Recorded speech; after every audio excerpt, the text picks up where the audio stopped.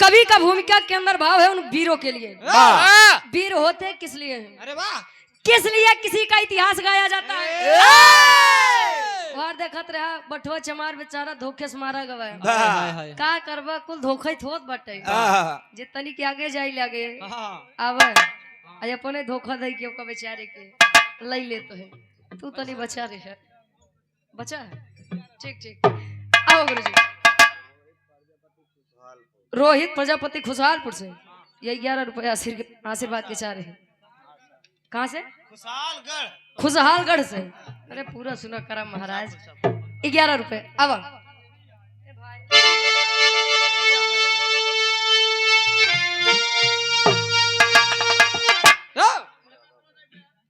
चलो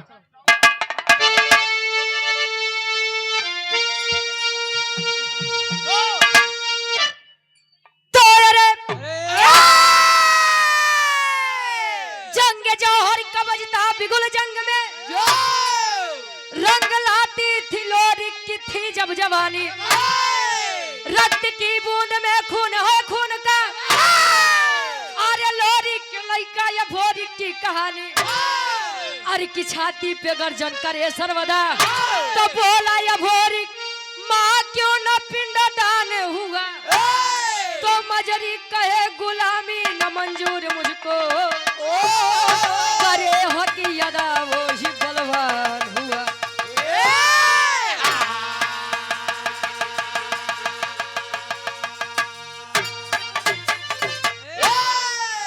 जंग जौहर का बजता बिगुल जंग में रंग लाती थी लोरी की थी जब जवानी।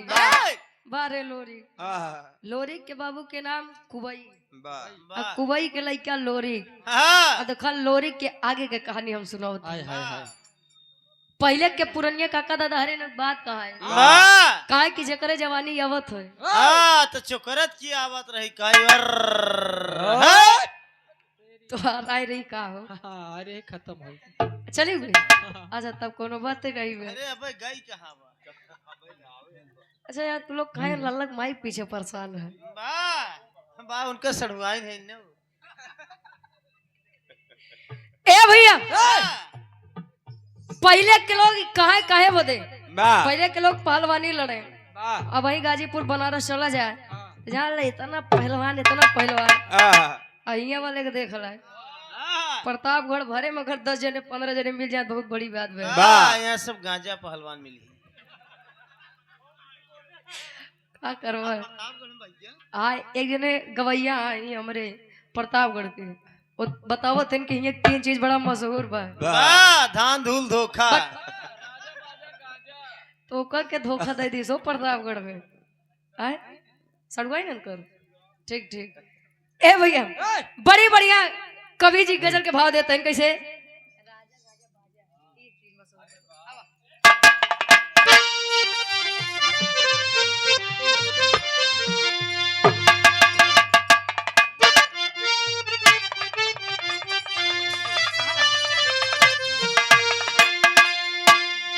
वीर रस के जाने माने कलाकार हमारे अखाड़े से स्वर्गीय गुरु आप रामदेव गुरु जी अपने जवानी के आलम में गावत रहे।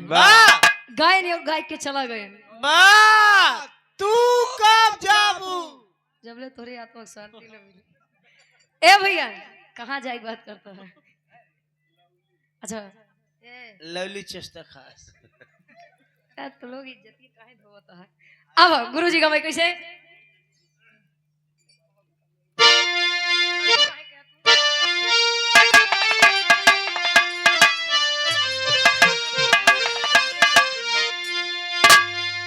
अरे काबे में अरे काबे में तेरा जलवा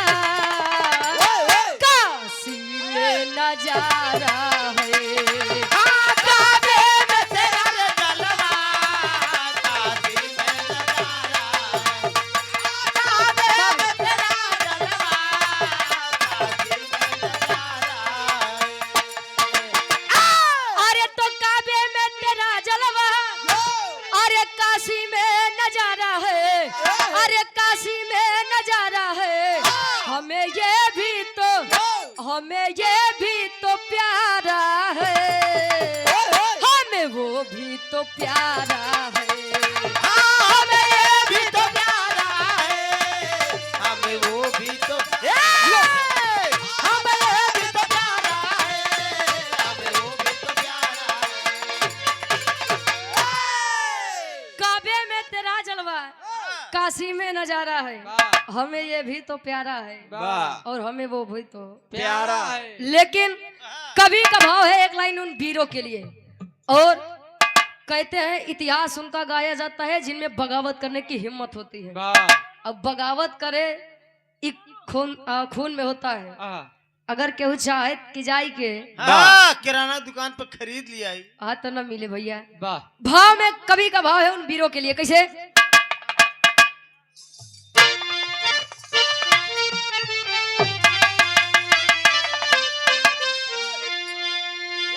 अरे गीदड़ी की, अरे गीदड़ी की टोली में शेर आकर दहाड़ा है। गीदड़ के टोले में शेर आकर दहाड़ा, गीदड़ के टोले में शेर आकर दहाड़ा है। अरे तो गीदड़ की टोली में अरे शेर आकर दहाड़ा है, अरे शेर आकर दहाड़ा है। तो चढ़ी गर्दन पे, चढ़ी गर्दन पे शेरे बबल पकड़ छाती को फाड़ा है। चढ़ी गर्दन पे शेरे बबार पकड़ छाती को फाड़ा, चढ़ गए बतेरे बबार पकड़ छाती को फाड़ा। जो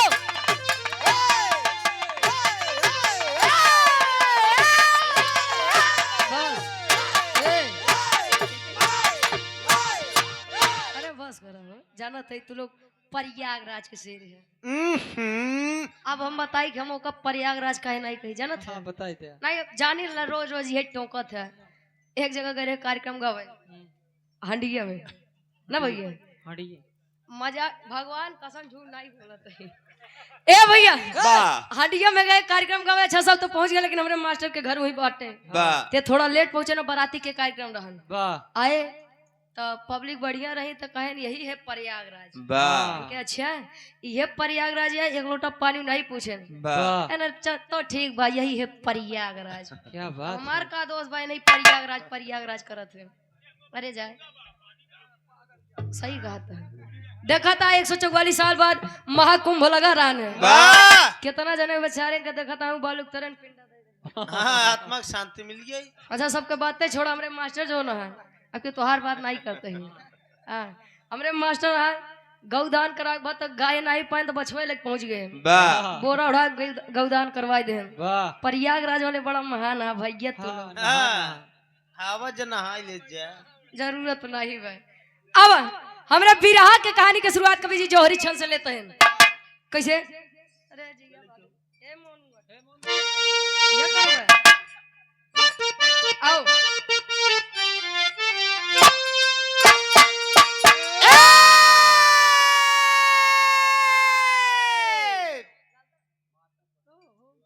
माता प्रसाद यादव जी नेवाता से गार्जियन जी के द्वारा 51 रुपए आशीर्वाद के चाह रही। आओ गुरु जी।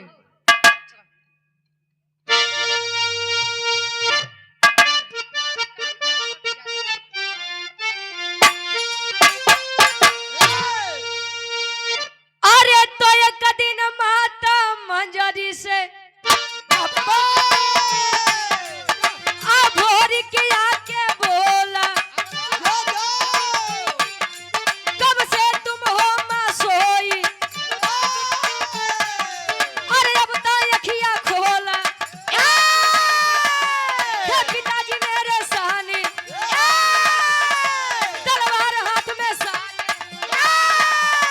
दाहिने जिनके मां दुर्गा हाय माता रही विराजे, रणदंगल में जब जाते हर तन से बहे पसीना, समझन के अंदर मुश्किल करते थे जीना, न वीर चुड़ैल सते जो सते रहे कमीना।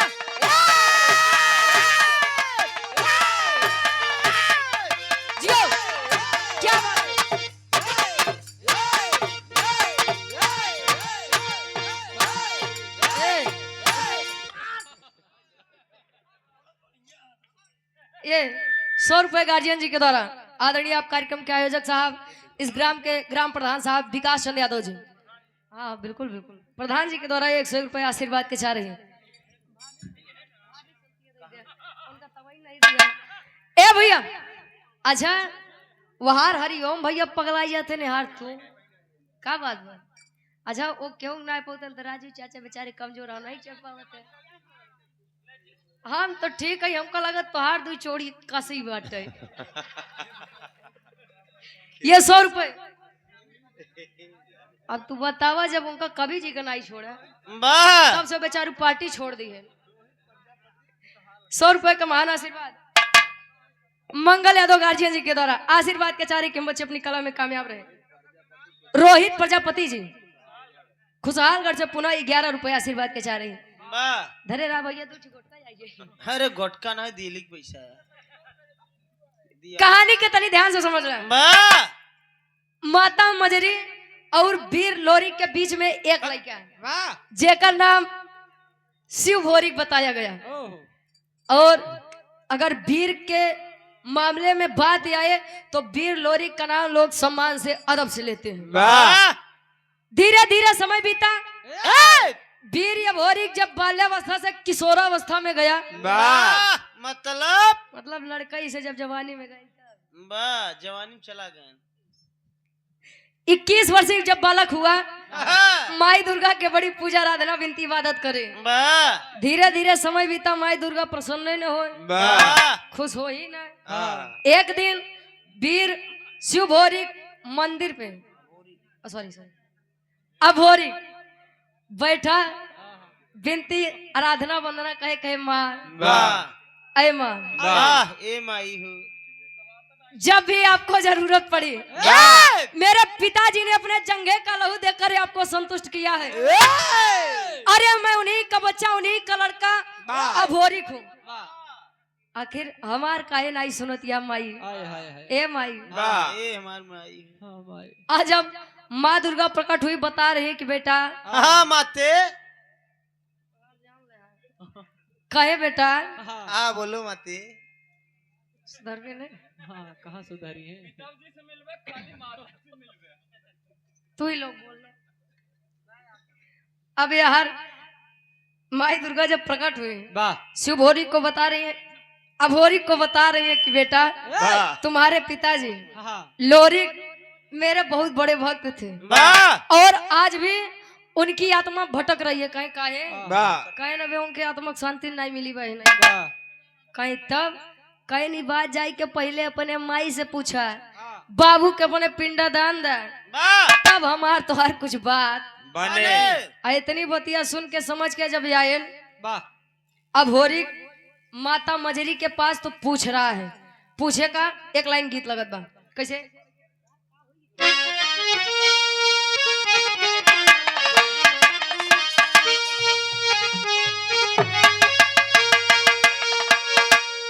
अरे झूलनी पे उड़ानी अरे झूलनी पे उड़ानी आई जहाजिया उड़ा द हई जहाजिया उड़ा द हमार पाइजे बड़ा जहीरा जड़ा द हमार पाइजे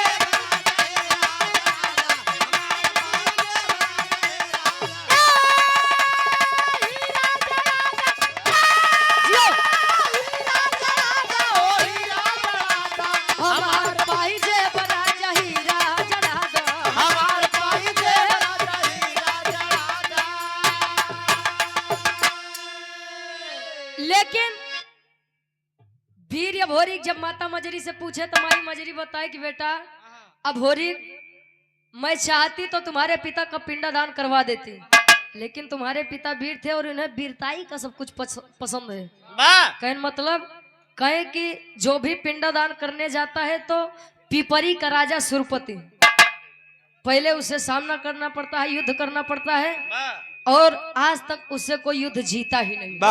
और जब युद्ध नहीं जीतता तो सुबह का पहला पिंडदान वह करने नहीं देता है। और सुबह का सबसे पहला पिंडदान वही सुरपति करता है अपने वाह। पूर्वजों का। वाह इतनी बतिया जब ये भोरी सुना वाह अपने माई मजरी से कहे कैसे, अरे जी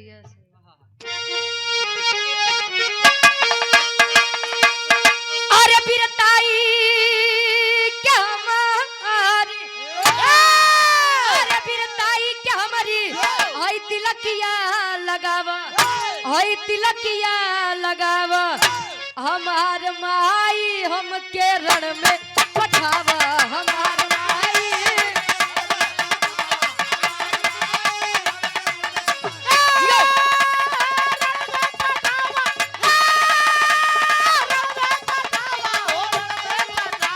हमार माई हम के रण में पठावा, हमार माई।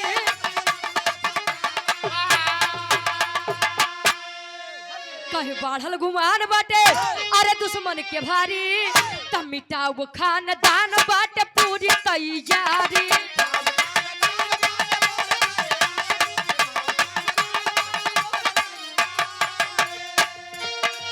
अरे ममता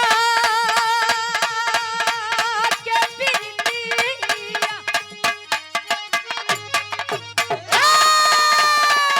अरे ममता के बिरतिया तू मन में जगावा, हमार माई हम के रण में पठावा।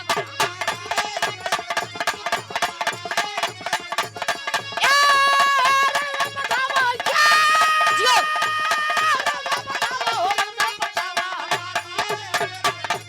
हमार माई हम रण में पठावा। वीरताई के हमरे तिलकिया लगावा, हमार माई हम के रण में पठावा। अच्छा तिलक 3 प्रकार के होते हैं। वाह कवन कवन पहला तिलक पूजा पाठ करे के बाद देखा था गांव में मेहरारू आहा, हमारे लिए ना हमरे गुरुदेव तो पक्का शौकीन है। आहा, मतलब पूजा करे के बाद तुरंत टिक्का लग जाते उनके। वाह पहला तिलक। दूसरा तिलक विजय तिलक। वाह देखा था प्रधान पद के प्रत्याशी हैं, हाँ, जिला पंचायती के देखा था सब सदस्य हैं, वाह भावी प्रत्याशी हैं। और देखा है मुकेश यादव भैया जी जिला पंचायत के आप भावी प्रत्याशी हैं गौरव द्वितीय से। वाह माई भगवती करें कि तोहरे विजय तिलक मत्थे पे लगे वाह भैया। हाँ, अच्छा गौरव तृतीय से द्वितीय भैया का यार तू लोग उल्टा सीधा बताओ तो हमारा लिखा द्वितीय बतावा तृतीय है। ए भैया तीसरा तिलक हाँ, जौन शादी ब्याह के पहले चढ़त है वाह बर्बादी की शुरुआत होई वाली। तोहार होई बे बेटी के का चाहता इनकर लोग के ना होई वाह पहले डेरवावत है। हाँ, ई लड्डू ही वैसे ही बा। अच्छा ए भैया ए, अपने माता मजरी से वीर या भोरी कहे माँ हाँ, अपना आशीर्वाद दे दीजिए, वाह या तो आर या तो पार। वाह और मैं आपको वचन देता हूँ वाह कि पिताजी का पिंडदान करके ही लौटूंगा, वाह अन्यथा हाँ नहीं लौटूंगा। वाह और जब इतनी बतिया सुन के माई मजरी आशीर्वाद दी हाँ, तब वीर या भोरी आए कहाँ, ये काशी बनारस के धरती पे। वाह अब पहली मुलाकात होत बा कैसी गीत लगत बा।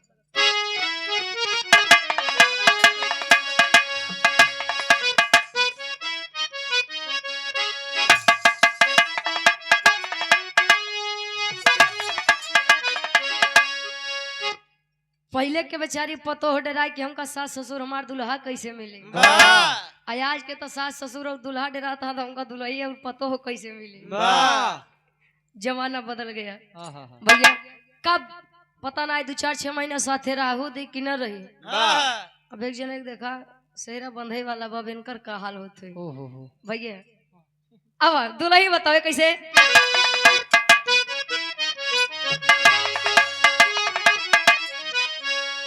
अरे जब से गवनवा के दिनवा धराई, जब से गवनवा के दिनवा धराई, रतिया न नींद आवे देह पियराई।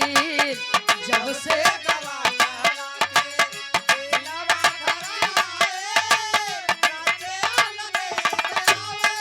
देह पियराई।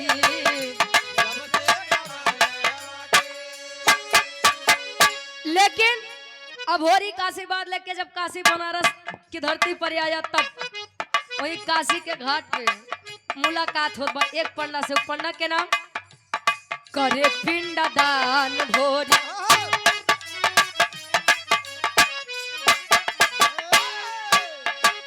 करे पिंड दान भोरी बनारस में आया शशिधर पंडा से बात लड़ाया करे पिंड दान भोरी बनारस में आया शशिधर पंडा से बात लड़ाया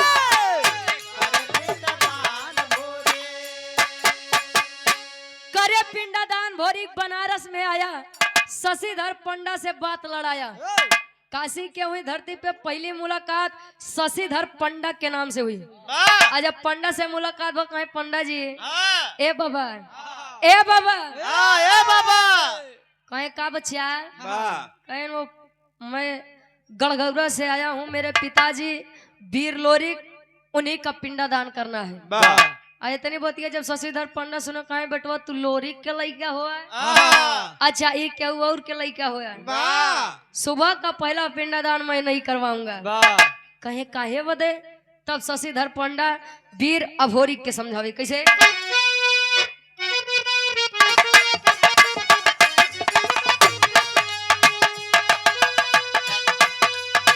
काहे पंडा पहले पिंड दान करी है राजा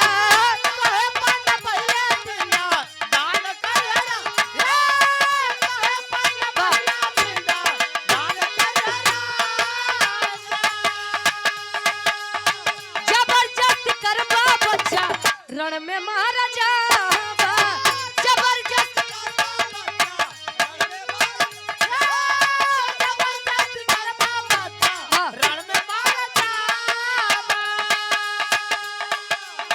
जबरदस्त करबा बच्चा रण में महाराजा। तब सुन के खबर भोरी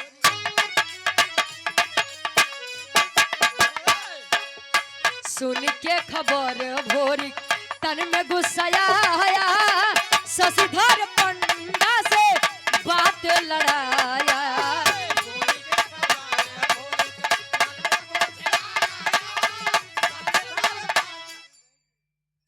समझा रहे हैं शशिधर पंडा जी अभी तुम बच्चे हो अबे खेले खाए वाली तुम्हारी उम्र बा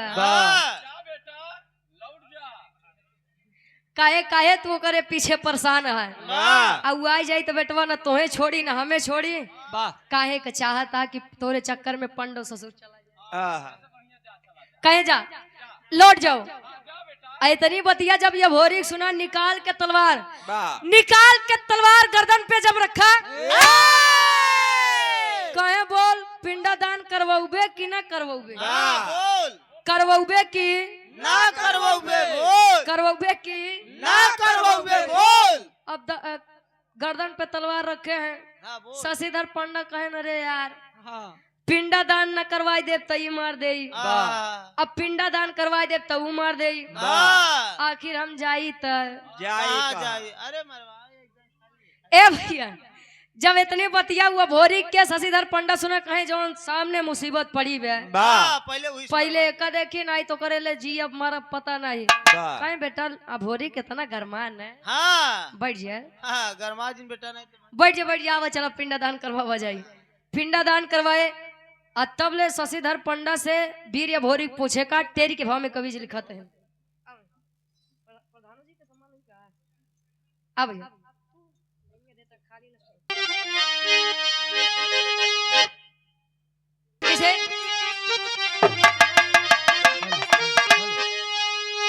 अरे जवानी जंगी जूझे जमके अरे जवानी जंगी जूझे जमके तलोरिक पूती भोरिक कहे मिटाऊ हमते अरे हो हमते अरे हो हम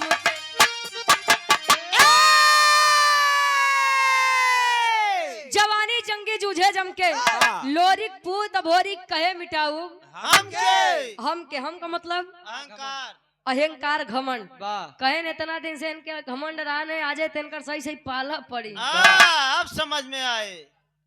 प्रकाश यादव भैया जी प्रधान जी के आप बड़े भाई हैं। आज जब पिपरी के राजा सुरपति जब इतनी बतिया सुने कि कल के आए लड़का कल के आए वाह हमारे सामने बतावा हमारे मर्जी के खिलाफ पिंडदान करवाए बा। वाह लगता है इसे इसकी जान से प्यार नहीं है। वाह हजारों के संख्या में पलटन एकदम तैयार कर लेन, सेना तैयार कर दे वाह आयन कहाँ बनारस के हुई धरती पे। अरे बेटा आज तुम्हें छोड़ा न। अरे तेरी माई अब यार जब यार सुरपति की सेना को आदेश दे दिए कि इनको छोड़ना नहीं है, अब होरी का याद छोड़े के ना ना देख ले करी माई के तब ले यार अब होरी तेगा तलवार लिए चल दिए। विराह के हमरे आखिरी गीत लगत बा कैसे।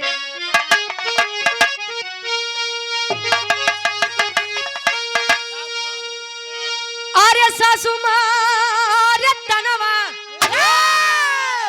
अरे सासू मारे तनवा, आई ना नदिया मारे तनवा रे तनवा, हई हो मारे ना कि तनवा आई हो मारे ना त हमरे भैया के सरवर तनवा हई हो मारे ना। हमारे भैया के सरवर तनवा आई हो मारे ना हमारे भैया के सरवर तनवा आई हो मारे ना। लेकिन लोरी के पुतवा गरजा, लोरी के पुतवा गरजा, वीर बलवनवा जनवा हरि के मरबना कि जनवा हरि के मरबना तकूदा जन्म मय बनवा जनवा अरि के मरवा। पूता जंग माय तनवा रे जनवा हरि के मरबना पूता जंग माय तनवा रे जनवा हरि के मरबना। और हृदय के गार्जियन जी कार्यक्रम के आयोजक सवा गरजा वीर बलवनवा हाँ जनवा यरी के मरबोना। वाह अब यार हजारों के सेना लिए सुरपति पिपरी के राजा अयार गौरा के वीर अकेला अभोरी। वाह जब एक बार में तेगा तलवार भाजे चलावे हाँ तो सैकड़ों वीर सैनिक वैसे न धराशायी हो जाए। वाह अब युद्ध करते करते करते करते जब सेना समाप्त होइला बेचारे जे 150 बचन कहे अरे सर ऐसे लेट जाए एनआई के चक्कर में देखा था हमार कुल पलटन चली गए। वाह मैं करे सारे चक्कर में हाँ जान न गवाऊ जान न गवाऊ। वाह अब यार बेचारे जे बचा है लंबा लंबा लेट गए वाह कैसो जान जाए कि हम मरा ही एनआई नहीं। ऐसे पड़ जाए अरे तो का नहीं कहे जान तू पहले। अब यार लंबा लंबा लेट गए तब आखिरी में पहुंचा वाह राजेश यादव खमपुर से। अच्छा 51 रुपए का महान आशीर्वाद से। अब यार सुरपति के पास गया, सुरपति घोड़े पर सवार है, कॉलर पकड़कर नीचे खींच लिया। वाह कहा सर वाह अबे तक बड़का वीर बनत रहा है, वाह आजे तोहर पाला पड़ा बा। उतार नीचे खींच लिया पूरे मोहे पे करिखा पोताई के वाह अयार गदहा पे बैठाई के बनारस कैसन कोनो कोना नहीं बचा वाह जहाँ ये भोरी सुरपति के चक्कर न घुमाए हुए। वाह अब यार सुरपति के एक बिटिया जेकर नाम केवला पतिया बताएगा, बताएगा बड़ी सुंदर लड़की रही, वाह आ जादूगरनी नंबर 1 के रही। केवला पतिया पहले से ही अभोरी के वीरताई के ऊपर प्रसन्न थी। वाह कहीं आज देखी कि कवन भी रहा कि हमारे बाबू के इज्जत माटी में मिलाई दे। वाह केवला पतिया जब आए अब बनारस के धरती पे वाह करत है का पापड़ के भाव में कवि जी लिखा वाह वाह प्रियांशु पटेल भैया जिला पंचायत के आप भावी प्रत्याशी हैं, सदस्य हैं। शिवगढ़ द्वितीय से गार्जियन जी के द्वारा 100 रुपए और 51 रुपए। कमलेश मिश्रा झगड़ा लगा ही रहा है। देख ला अब पापड़ के भाव में कवि जी लिखते हैं, हम तो बात पे बात कहते हैं।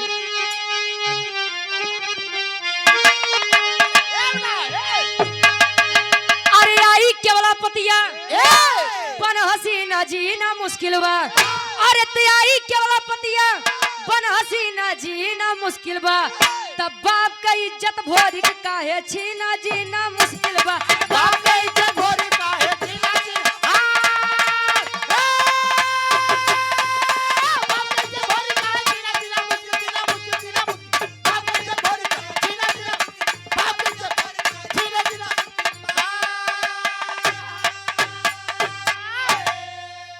जादू चलाई दिहली सुगना बनाई हो, तब पिजरा में कैद कई के पिपरी लई के आई हो, अरे कहे कुंवारी जी अब नहीं तोरा भी जीना मुश्किल बा। अरे कहे कुंवारी जी अब नहीं तोहरा बिना जीना मुश्किल बा। तब बाप का इज्जत भोरिक काहे छीना जीना मुश्किल बा।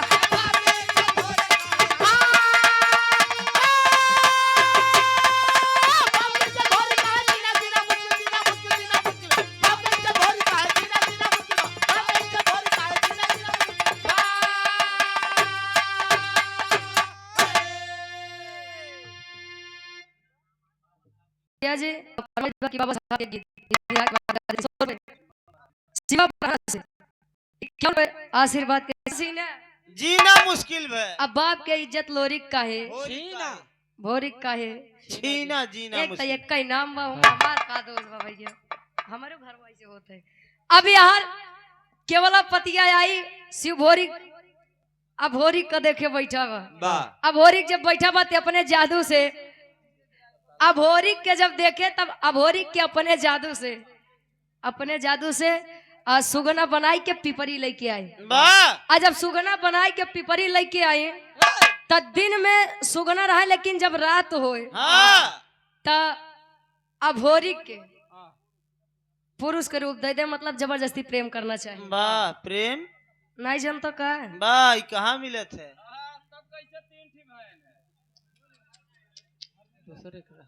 उनकर इज्जतिया काहे लेता है वाह कहता है बेनी चाचा यार तो बतिया सही कहा था लेकिन जायद है। ए भैया अब जब रोज यही केवला पतिया करे तो एक दिन अभोरी का ये लड़की तुझसे मैं इस प्रकार प्रेम कर लूं ये मेरे शान के खिलाफ है। वाह मैं ऐसा प्यार नहीं पसंद करता। थू काहे दुनिया ई बरे तरसत बा तोहे मिलत बा तो तोहे अटकत बा। अब यार धीरे धीरे समय बीता यार गढ़गौरा में माही मजरी के अपने लड़का अभोरी के चिंता सतावत बा। गढ़गौरा के दुई वीर भेजते हैं वीर के नाम का आल्हा के भाव में कवि जी प्रमाण देते हैं।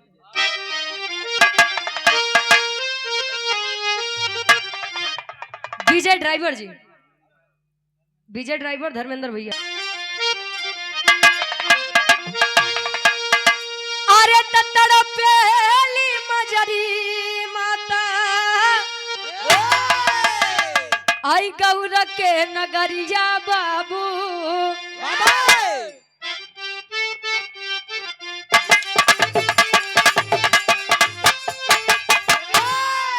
तो देवराई चनराई के दिहलिन पठा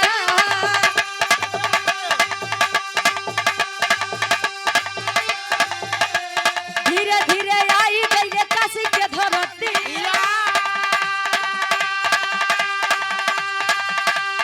अरे शशिधर पंडा हो गई भेटा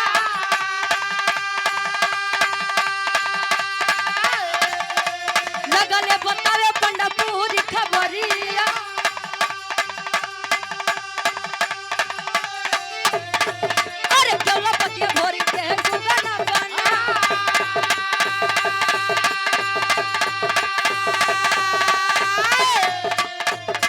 अरे तजमुनी के बोलाइली हले दोनों बीरवा त जोगी के रूप बन के भजन रहेगा।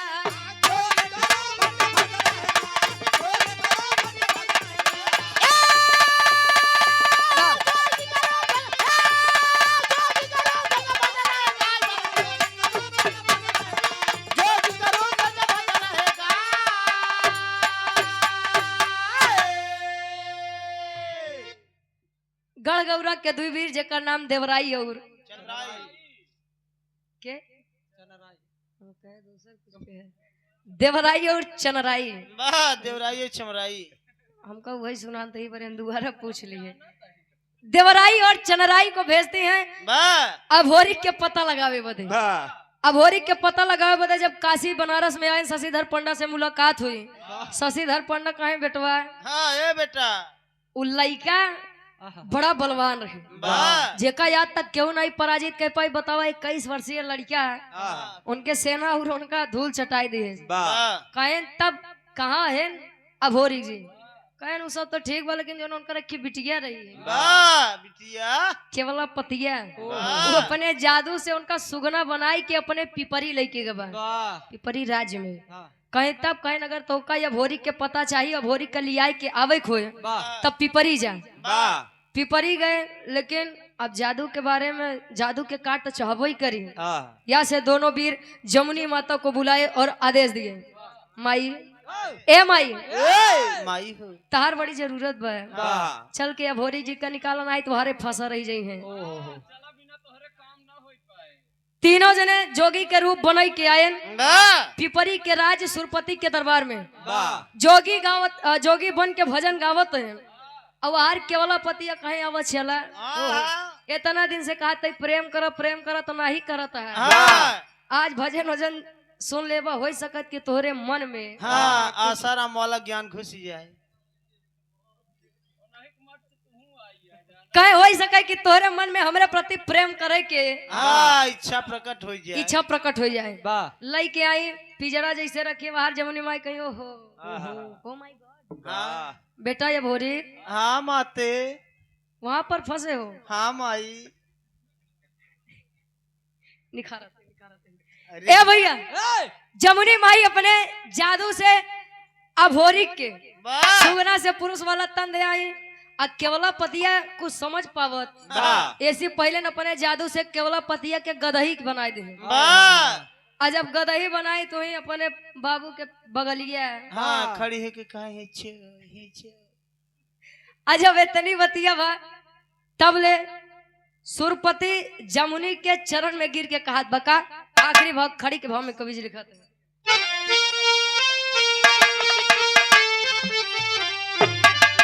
अरे तमाने गलती जमुनी के आई चरनिया धई के अरे तमाने गलती जमुनी के आई चरनिया धई के हम आई भाई तू बहिनी वचनिया कही के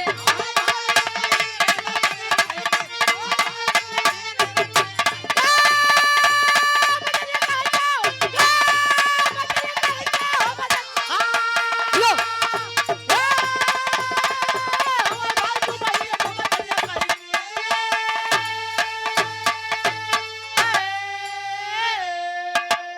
अपने बिटिया के ये हालत देखे तो सुरपति जमुनी के चरनिया में गिर के रिश्ता बनावत बा तू हमार बहन समान हम तोहार भाई समान हाय हाय हमरे बिटिया के छोड़ दे इतने में अभोरी तलवार निकाल के गर्दन पे रखे कहीं आज तुम्हें छोड़ब नहीं वाह साले काट लूंगा तुम्हारा काओ क्या गर्दन तो पूरा बोला करिए कहीं आज तुम्हें छोड़ब ना इतना समझ ले वहार तो छोड़ दे लेकिन सरऊ यार अपने बिटिया के सहारा लेके हम कहीं सुगना बनाए रहे हाँ साले तीनों काट ले तुहार का गोल हाथ मुड़ी काहे नहीं पूरा बोलता यार दरअसल काका इनके नहीं दोस्त बा इनके नामों में दोस्त बा एक तो इनकर एक अक्षर के नाम बा डब्लू उल्टा यम वाह अपने नाम में जैसा कुल उल्टा ही करत रहते ए भैया अब यार अभोरी गुसियाई के गर्दन पे तलवार रखे हैं सुरपति के वाह। माई जमने कही है बेटा बेटा हाँ अरे तनी रुक जा पहले ओकर बतिया तो सुन ले हाँ।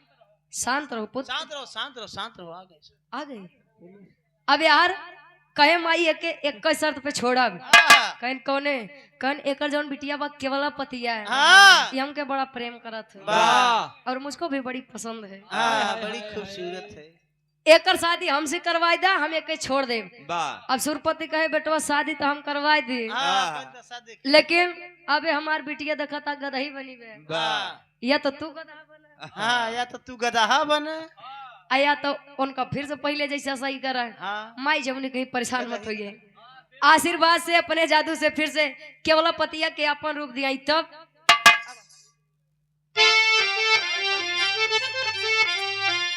अरे केवला पतिया या भोरी के हो गईले हो शादी हो शिव भोरी पैदा भइले पिपरी मिली आजादी हो सब भोरी पैदा भइले हो शिव भोरी पैदा भइले पिपरी मिली आजादी ते अपने घर आए हई अब दुल्हनिया लई के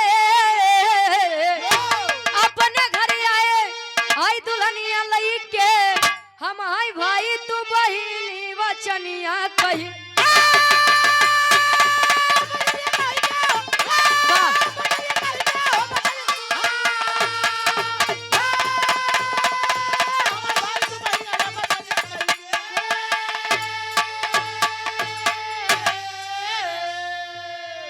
सुरपति शादी करवाए अपनी बेटी केवला पतिया और गौरा के वीर अभोरी के।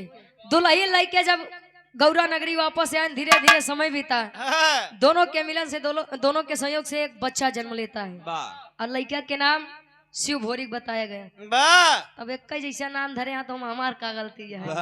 वीर लोरिक के लड़का वीर भोरिक और वीर भोरिक के लड़का शिव भोरिक। हमरे विराह के शीर्षक रहा लोरिक के पिंडदान और अभोरिक की शादी। आखिरी में खानदान के परिचय में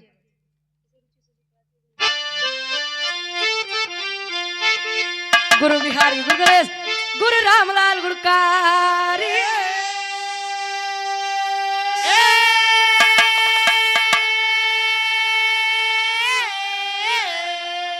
अरे स्वर्ग से चंद्रिका कवि बच्चन जी बने पुजारी।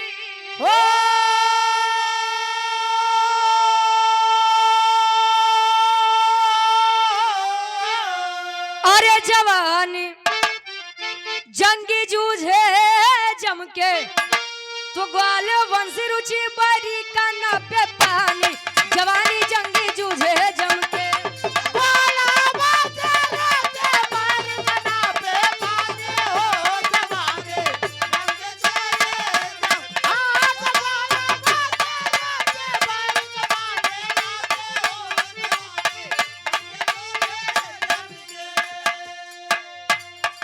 सनातन दुर्गेश यूट्यूब चैनल गार्जियन जी के द्वारा पुनः 51 रुपए आशीर्वाद के चारी। आओ दुनिया का मेला, मेले में लड़की लड़की अकेली सन्नो है नाम उसका।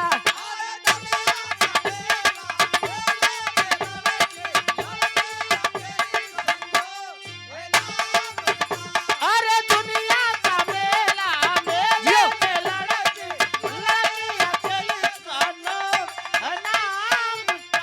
कहे आँखों से की कटारी बाल नागन है कारी।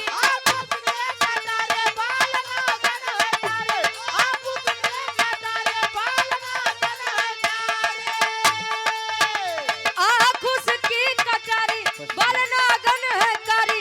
बर गोरे अनार जैसा है गाल उसका। दुनिया का मेला, मेले में लड़की लड़की अकेली सन्नो है नाम उसका। अरे दुनिया का मेला, मेले में लड़के लड़के अकेले सन्नो है नाम उसका। दुनिया का मेला, मेले में लड़के लड़के अकेले रुकी है है नाम उसका।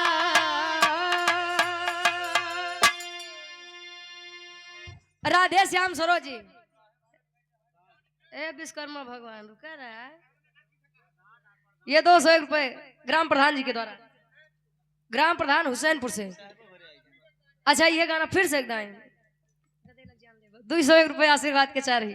अब लाई ला फिर से अगर बात दुल्हन कर अम्बेडकर वाली।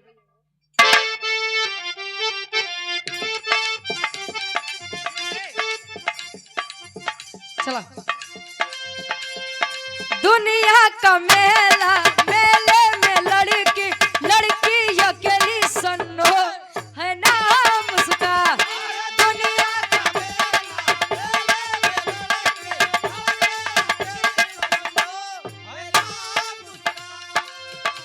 आँख उसकी कटारी बाल नागन है कारी।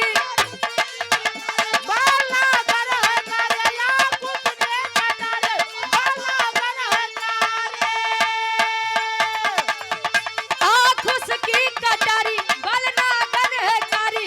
गोर गोरे अनार जैसा है गाल उसका। दुनिया का मेला, मेले में लड़की लड़की अकेली सन्नो है नाम उसका। लड़की अकेली रुकी है नाम उसका। खुश हो गया? ठीक ठीक। और अपना गार्जियन जी आदरणीय आप परम सम्मानित जो कि परिचय के मोहताज नहीं, आप विकास चंद यादव जी, इस ग्राम के आप ग्राम प्रधान साहब, 101 रुपए आशीर्वाद के चारे। 200 साल पहले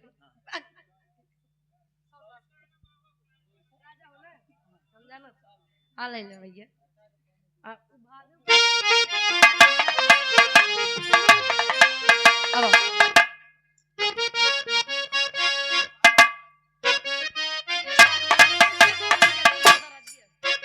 अब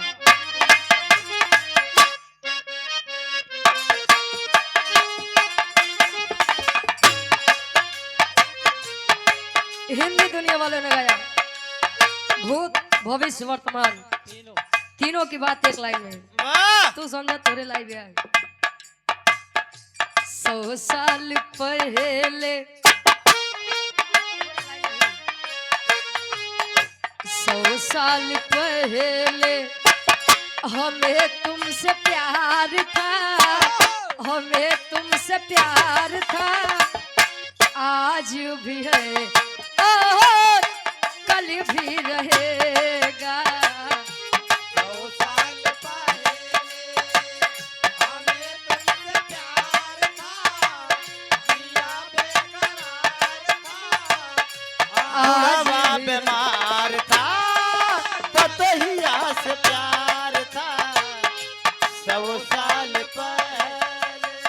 ई के हिंदी भोजपुरी वाले बदले कहे दिल के दर्दिया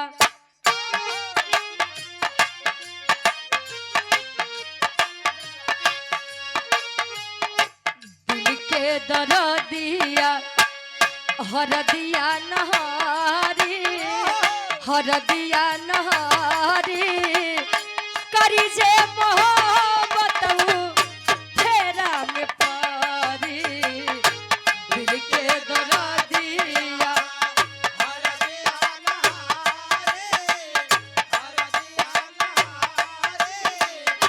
करी जे मोहब्बत फेरा में पारी, दिल के दर्दिया। लेकिन एक लाइन गार्जियन जी के आदेश बा डॉक्टर B.R. अम्बेडकर साहब जी के लिए एक लाइन।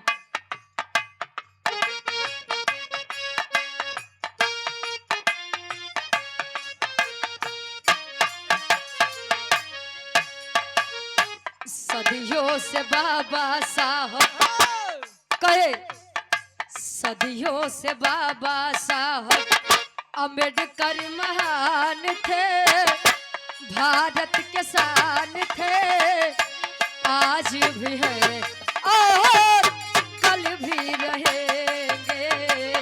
सदियों से बाबा साहब अम्बेडकर